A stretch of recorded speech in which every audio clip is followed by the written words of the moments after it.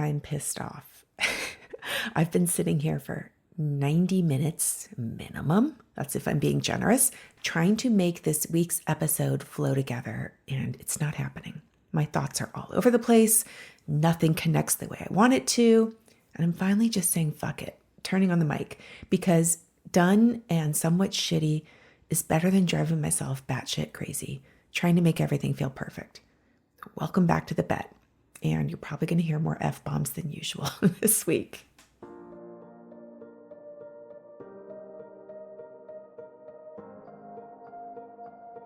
Every journey starts with a choice, and mine is a bet.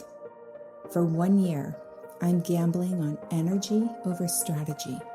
No more forcing and no pushing. Just the courage to show up and see what happens when reality becomes my playground. This isn't a podcast. It's a real-time experiment in the lab of my life. Welcome to the bet.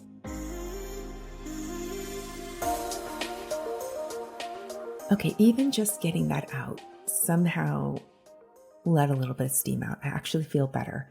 Here's what's actually going down right now. I am sick. I picked up something at the conference I've been at all week. And I remember having this thought while I was there, like, what if I am too sick to record the bet this week? Again, our thoughts are so powerful. So, of course, I went down a rabbit hole on my Oura ring, checking how many times I've been sick this year, because I don't get sick. I just don't get sick. But 2025 has had other plans, apparently. So there I am scrolling through my health data at 1:30 a.m. today, this morning, trying to see how many times I've had a fever. And it's like 4 different times this year. So that was interesting because I'm like, what is that evidence of? Is that my body betraying me somehow? Is something wrong? Or is it just I'm having so many identity shifts? Or is it just I'm going to so many conferences and I'm around germs? Who knows?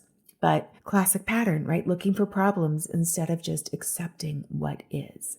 Anyway, I'm sick. So if you hear that in my voice, that's what's going on. But I am recording anyway. We're moving on. So here's what I realized about 20 minutes into my little frustration spiral tonight. I was trying to force flow on a week that didn't want to flow. I had all these separate observations from this week, and I kept trying to weave them into some little cohesive narrative, some through line that would make this episode feel polished and intentional. And then it hit me. The podcast is literally about not forcing things. The entire premise of the bet is energy over strategy, trusting the process, stop pushing. So it's like, okay, you just got to show up as you are. If you're pissed, you're going to be pissed. So here I am. I'm not going to push or force anything or try to manufacture some kind of coherence when there isn't any. So this episode is going to be exactly what it is.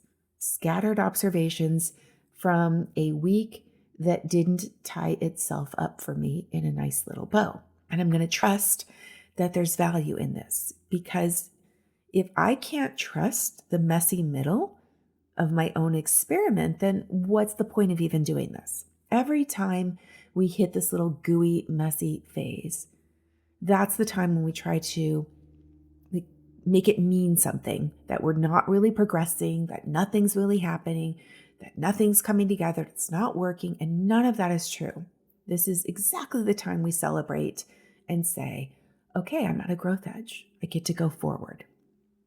So one pattern I caught myself in this week is I noticed how much I keep saying how much I have to do. It comes out of my mouth all the time. When I'm talking to Mike, I get really short with him sometimes because he's trying to plan out the day and I'm over here trying to squeeze something into a window of time, feeling all this pressure about everything else on my plate. When I look back at 2025, if I'm being honest, I don't think I took a full weekend off even once. Just been in constant motion, constant doing, constant pressure, constant busyness. And whether I actually have more on my plate than other people or I don't want to feel that way anymore. I'm done feeling that way. I don't want my reality to be defined by I have so much to do, because that narrative creates pressure. It makes me snippy. It makes me short. It makes me feel impatient and frustrated. And it creates this very low grade resentment, not about the work itself, but about all the things that need to get done that keep my little machine running. And those things feel like they sometimes keep me from doing things I actually want to do. So I made the decision this week. I said it out loud to Mike. I said, I'm not saying that anymore. Even if it is true, it's not helpful. And it's not how I want my reality to feel. He was really happy to hear that. He actually agreed with me. I've been playing around with some replacements, like the less I do, the more I make. The less I do, the happier I am. The less I do, the more productive I am. The less I do, the more inspiration I receive. The less I do, the richer my life becomes. It's not really an affirmation, it's more of a rewire situation for me. And that was the theme of the conference I was at all week, hearing these very high-level business owners talking about the more successful they become, the less they actually do. The less they do, the more they make. So I am choosing to adopt that mindset going forward. I'm done with saying I have so much to do, which does connect to something else I noticed. I was in the Whole Foods parking lot this morning, and I realized how much waffling comes out of my mouth. And my relationship with my husband highlights this pattern. If you want to know a pattern, look at your relationship. If you want to know what's blocking you, look at your closest relationships because they mirror everything back to you. Mike and I were talking about our dinner plans. And he's trying to map out the whole day, saying he's going to run to go do this errand, then he's going to go do this, then he's going to pick something up, and then we'll be eating something at 3:30. And it turned into this whole debate about what do you feel like having for dinner? Like 10 minutes of going through everything we always have, right? The same options. It's not like we're discussing anything new. And this whole thing turned into a 15-minute debate and discussion. Do you want this or do you want that? And we do it all the time. We're doing it right now about Christmas, our Christmas plans. Do we want to go to Disneyland? Maybe we go to Vegas. Maybe we stay home. We get an idea. We look at the hotels. Then we talk ourselves out of it. We don't take any action. We start floating another option. Back and forth, waffling about it. And here's why I think this matters. What we speak creates our reality. When we speak something, we're speaking it into existence. And when you talk yourself out of it, or you don't follow through, it creates a loop of self-doubt. And it's a very subtle energetic that runs in the background of your life. And it creates this pattern of not relying on yourself to do what you say you're going to do, or not relying on yourself to be able to make a decision on your own behalf. Okay, another example. I have wanted this spa membership for over a year, probably 2 years. As a matter of fact, last January, I said one of the commitments I made was that I was going to go to the spa every single month. And I didn't do it. Maybe I went once. I made several appointments and I canceled them. And I always had the same reason. I convinced myself it wasn't going to be worth it for what they charge, or that I was too busy to really enjoy it. I wanted it. I said I was going to do it, and I didn't do it. So the update on this from this week, the reason it's coming back around is because Mike brought it up. He told me he wanted to get me that for Christmas. And he knows how much I've gone back and forth on this. So he checked in with me first. So we're going to go look at it together this week because he might want to join too. And what I love about this is that I finally stopped the waffling loop. I said what I wanted, and now it's actually happening. Okay, so like I said earlier, I was at a conference all week, and I wanted to talk about with you guys a conversation that stuck with me about money and self-worth and the narratives that we carry around about value. Because I'm always saying that as long as I'm providing value, I feel really good about my work. That's all I want, is to put value out into the world. And someone challenged that thinking. this week. We're talking about being in a mastermind where the average revenue was $33 million a year. So we're talking very high level entrepreneurs. And they said something that landed with me. They're talking about how value is so subjective that we really cannot tie our self-worth to the value we think we're providing. So I was fully tuned in on this because I'm like, I'm all about value. So he gave us this example that really crystallized this for me. He was talking about how he had shared an idea within this mastermind he's in. And the people in there were like, that is the best idea ever. I'm going to execute this immediately. But that same idea he had shared with multiple other people in different various groups where nobody saw the value in it.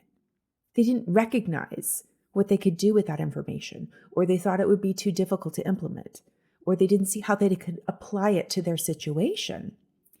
So that same idea, the same exact idea, had the same inherent value, but that value could only be determined by the person hearing it. The person A might be able to unlock $1 million worth of value in something, and person B maybe sees $100 worth of value in the same damn idea. And that was mind-blowing to me, that I cannot attach some level of my own self-worth to the value I put in this world, because I have found that same scenario happening in my life, where I will share an idea with one person who maybe goes gangbusters with it, and this another person just doesn't see the value in that. So this really gave me more evidence for something I've been moving toward, which is continuing to elevate my coaching into my one-on-one work, really working with the people who are ready to exchange value at that level, not trying to make my ideas universally palatable to everyone, but finding the people who hear them and think, yes, this is something I can use. Speaking of which, I opened up my one-on-one coaching spots this week, and 2 of them are filled already. So that was super exciting to me. That is real. This bet is working. Okay, like I said, not super cohesive here, but here is what I want you to take from this episode, even though it's been all over the place. I am a real person. You can tell that from this episode alone, right? I am sitting here sick, frustrated, with scattered thoughts that refuse to organize themselves into something polished.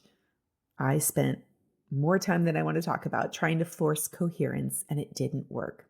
But I showed up anyway. And this moment right here, sitting in the dark, talking to this mic, this is the messy, irritating, imperfect reality of what it takes to build something. And yet it does not define me. It doesn't define what I'm capable of. It's just a passing experience that I am honoring by being here, by doing this, by letting it all happen and not trying to hide it or alter it in some way or suppress it or, all the things we try to do when we're irritated. That's the whole point of the bet. That's the whole point of this thing I'm doing right here. This is not about performing some kind of transformation for people. This is actually living it in real time, even when it looks like this. So if you're out there in your own messy middle of something right now, if nothing is flowing the way you want it to, if your thoughts feel scattered, or your energy is off, you don't know what to put your finger on it, don't let it mean something other than you're at the edge of a growth period for yourself.